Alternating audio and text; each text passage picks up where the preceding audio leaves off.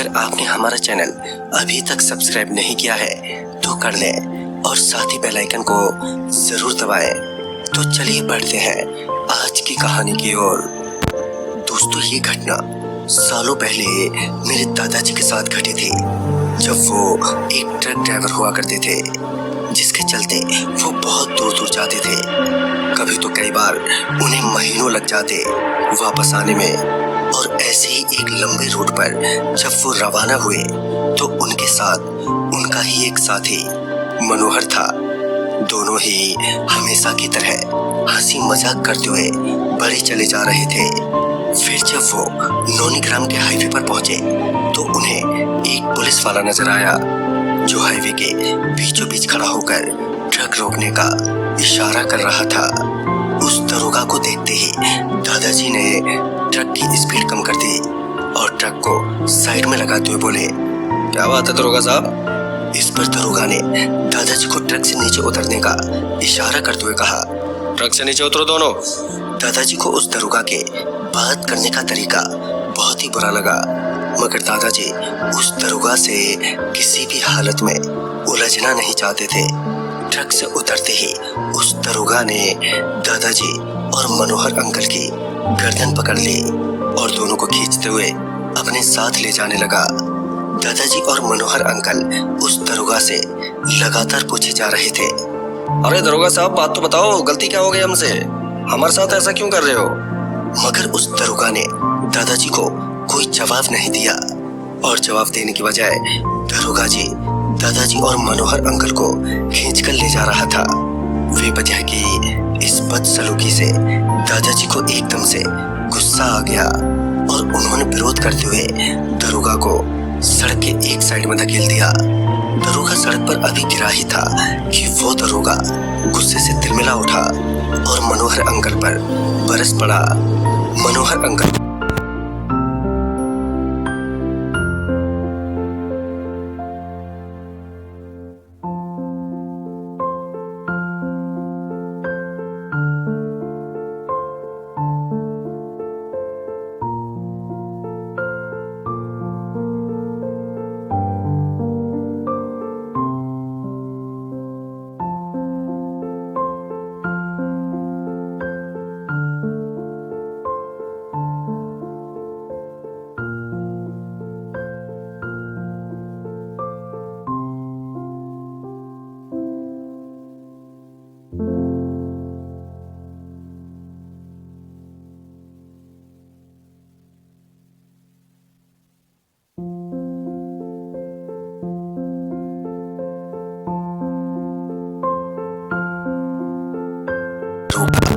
तभी दादाजी वो आवाज देते हुए ढूंढने लगे, मगर उन्हें मनोहर अंकल को उस नौनीग्राम के हाईवे पर ढूंढते हुए रात से सुबह हो गई, मगर दादाजी को मनोहर अंकल कहीं नहीं थक चुके थे। उन्हें समझ नहीं आ रहा था कि वो अब क्या करें।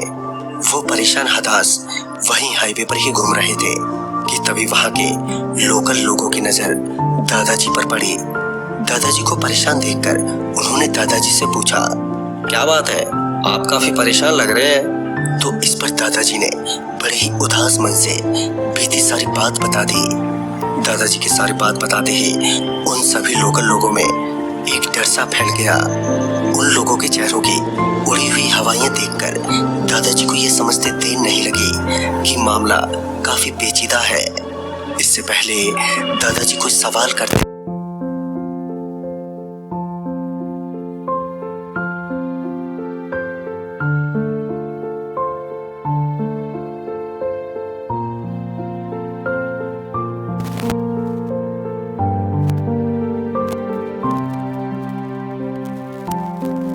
पर दादाजी ने देखा कि मनोहर अंकल सच में ही उस खंडर में बदल चुके थाने के अंदर फूलवान पड़े हुए हैं। मनोहर अंकल को देखते ही दादाजी उनके पास गए और मनोहर अंकल को उठाने की कोशिश करने लगे। दादाजी मनोहर अंकल को उठाने की कोशिश कर रहे थे कि तभी गांव वालों में से एक ने कहा, अरे भैया, ऐसे उसमें नहीं आएंगे, इन्हें हॉस्पिटल लेके जाना होगा। तभी गांव वाले मनोहर अंकल को जल्दी से हॉस्पिटल ले गए, जहां मनोहर अंकल की तबीयत स्थिर हो गई। इसी दौरान दादाजी को गांव वालों से पता चला कि दरअसल वो दरोगा गांव का पहला दरोगा था जो गांव वालों पर अपनी वर्दी का रोब जमाया करता था। किसी को भी थप्पड़ मार देना, बदतमीजी से पेश आना और रात बेरात किसी को भी बेवजह थाने में ले जाकर पीटना, जो अब गांव वालों के बर्दाश्त से बाहर था। और बीतते समय के साथ जब दरोगा की क्रूरता बढ़ती चली गई तो गांव वालों ने उसे सबक सिखाने की ठानी। ऐसे ही एक रात जब वो दरोगा किसी बेगुनाह की थाने में धुलाई कर रहा था तो गांव वालों ने अचानक ही थाने पर हमला कर दिया और उस दरोगा की जान ले ली। दरोगा के अत्याचार का उस रात अंत तो हो गया, मगर कुछ दिनों बाद ही अचानक ही रातों में गांव के लोग गायब हो जाते और जब उन्हें ढूंढा जाता तो वो उस थाने में अधमरी हालत में मिलते। उन लोगों का कहना था कि वही दरोगा उन्हें उनके घर से उठाकर थाने लाता और बेरहमी से मारता। मतलब कि अब उस दरोगा की आत्मा लोगों को परेशान करने लगी थी। गांव वालों ने उसकी आत्मा को तांत्रिक से बंदी बनाकर गांव के बाहर फेंकवा दिया। ये सब जानने के बाद दादाजी मनोहर अंकल को उस वक्त घर लेकर वापस लौट आए। कुछ दिनों बाद जब मनोहर अंकल ठीक हुए तो उन्होंने बताया कि जब वो भाग रहे थे तो उन्हें बहुत ठंड लगने लगी थी और उनके भागने की रफ्तार और भी तेज हो गई। वो भागते हुए सीधे एक थाने में जाकर रुके जहां वो दरोगा पहले से ही मौजूद था और साथ ही वहां पर बहुत से लोग मौजूद थे जो बुरी तरह से जख्मी थे और बुरी तरह से रो बिलख रहे थे। तभी वो दरोगा डंडा लेकर उन्हें मारने लगा और वो दर्द से चीखते चिल्लाते रहे, पर वो दरोगा रुका नहीं। और जब वो अधमरे हो गए तो उनकी आंखों के आगे अंधेरा छा गया और वो बेहोश हो गए। फिर उन्हें नहीं मालूम कि आगे क्या हुआ था और वो सभी लोग कौन थे जो रो बिलख रहे थे। और जब उनकी आंख खुली तो वो एक हॉस्पिटल में थे। तो दोस्तों, इस कहानी में बस इतना ही। कहानी आपको पसंद आई हो तो लाइक शेयर जरूर करें और साथ ही हमें कमेंट बॉक्स में जरूर बताएं। तो मैं आपका दोस्त राजकुमार जल्द ही मिलूंगा ऐसी ही एक नई कहानी के साथ। तब तक के लिए बाय एंड टेक केयर।